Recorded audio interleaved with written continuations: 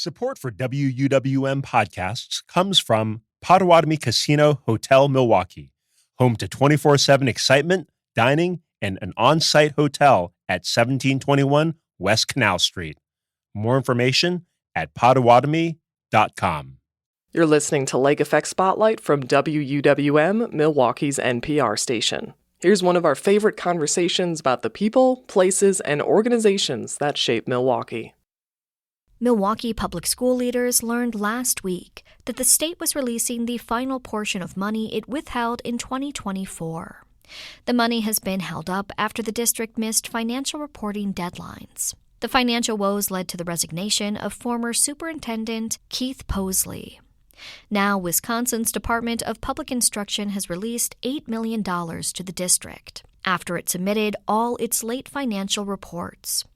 It marks another major turn for the state's largest school district as it tries to earn back the trust of the public and state regulators. WUWM education reporter Katherine Kokal catches up with MPS Superintendent Dr. Brenda Cassellius. What does this mean for you to get these final dollars back? Well, it is just an exciting day for us here.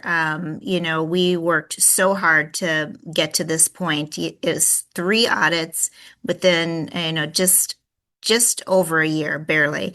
And the team just kind of dug in and got this done. And it wasn't without a lot of scrutiny and difficulty, but we got it done, and it means a great deal to us personally. And also, I think it means a great deal to our students, our teachers, and our public, our families, that we are going to tighten our belts and know where every dollar is and get back to fiscal prudence and good reporting and transparency in our reporting.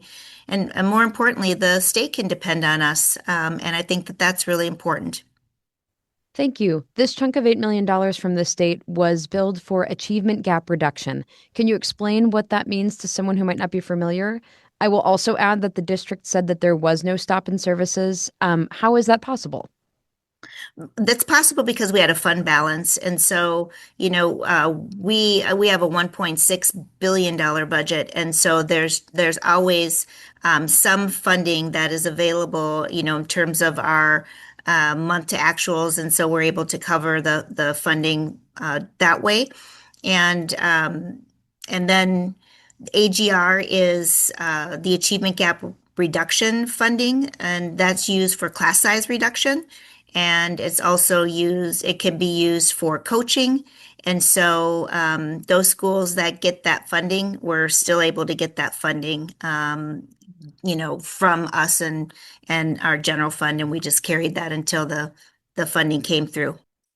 Lots of carrying things, covering things early, waiting for state reimbursement. That happens a lot in education. So I appreciate you kind of breaking down that it was possible for there not to be a stop in services.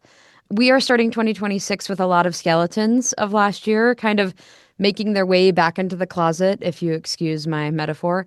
Although there is some work ahead, the district has announced that a majority of its lead remediation project is over.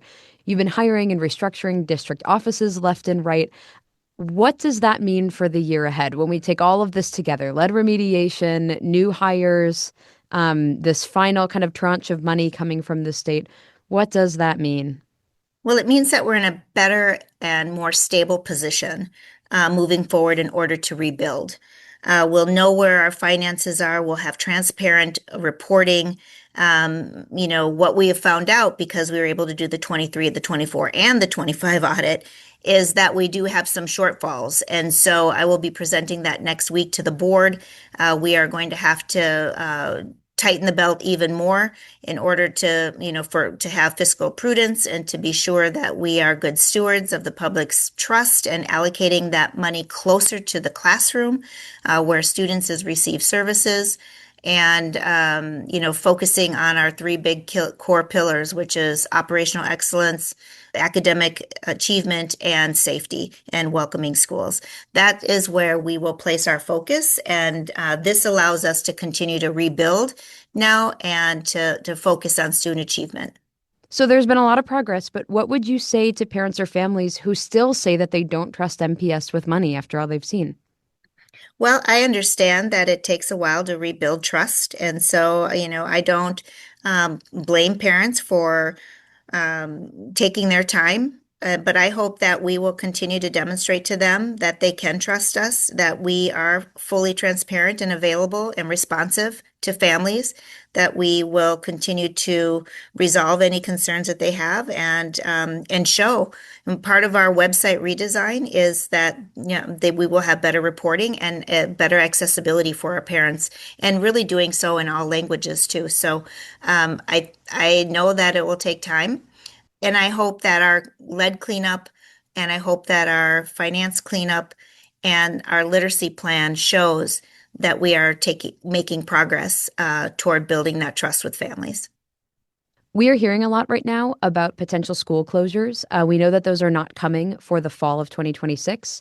Can you explain if there is a relationship between this chunk of money and the potential need to close schools?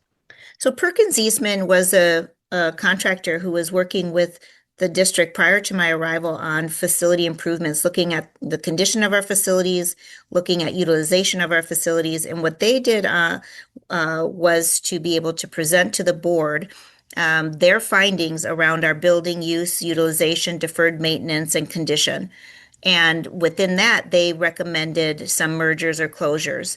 Obviously, that would give some cost savings to the district over many, many years.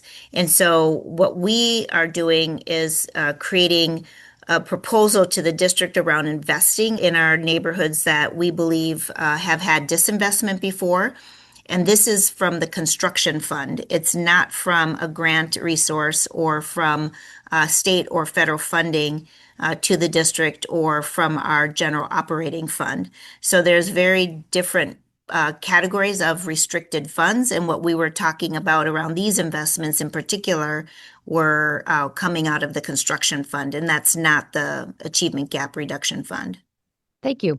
We're kind of in the midst of talking about school closures, and I don't want people to be like, oh, we got this $8 million back from the state. Maybe we don't have to close schools after all. That it's completely separate. So yeah, I mean, I think also as we begin to talk about the budget process for next year's budget, I am going to be working with my budget team and our communications team so that the documents presented to the public are very transparent and easy to read so that they can understand the different pots of money that come into the district.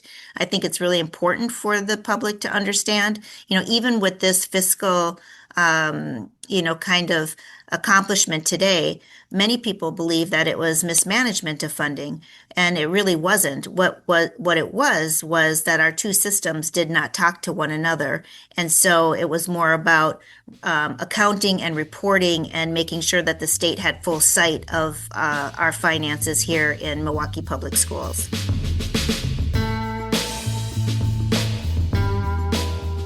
That was Milwaukee Public Schools Superintendent Brenda Cassellius, speaking with WUWM education reporter Katherine Kokal.